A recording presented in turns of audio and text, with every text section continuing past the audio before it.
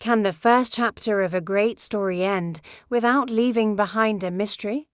At the closing line of Egypt's very first dynasty, a name appears, short, strange, mysterious. Qa single quotes A, the last king of dynasty 1. But who was he?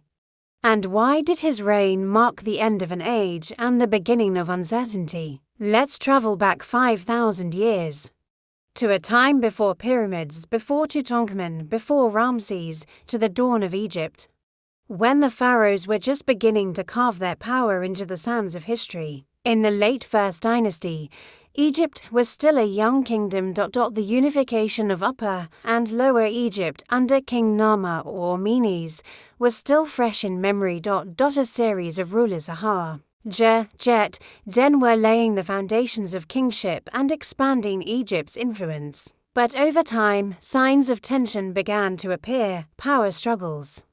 Shifts in governance. And in the middle of all this, Ka took the throne. The name Ka appears in ancient inscriptions as Qa'a, often interpreted as raised arm or he of the upraised arm. Double quotes.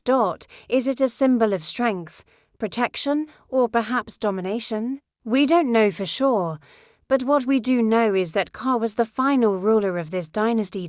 Some sources suggest he ruled for over 30 years, while others believe it was much shorter. So the question is, why did the dynasty end with him?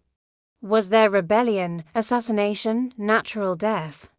There's little written record, but his tomb may hold some clues. Ka was buried in the royal necropolis of Abydos, in the famous area called El Qaab where the early kings rested.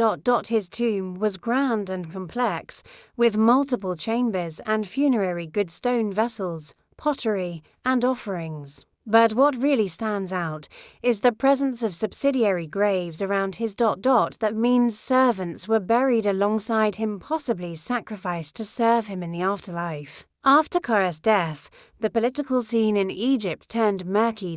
New names started to appear like Sneferka and Horus Bird. Double quotes. There may have been brief rulers, rival claims, and even internal conflicts. Some historians believe the country fragmented, with local rulers vying for power. But eventually, a man named Hotep rose and founded the Second Dynasty. Was Ka'a's death natural? Did he have a rightful heir? Was his rule challenged? We may never know. Yet Ka'a's legacy matters deeply.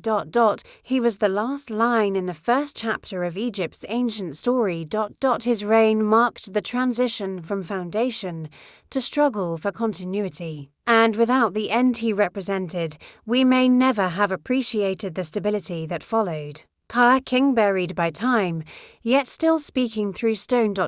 And with every step archaeologists take into his tomb, new questions arise. Perhaps that's the real magic of ancient Egypt. Not in what we know, but in what we're still trying to uncover. If you enjoyed this journey into the mysterious reign of King Qa'a, don't forget to hit like and subscribe for more stories from the ancient world. Let me know in the comments, do you think the First Dynasty ended naturally?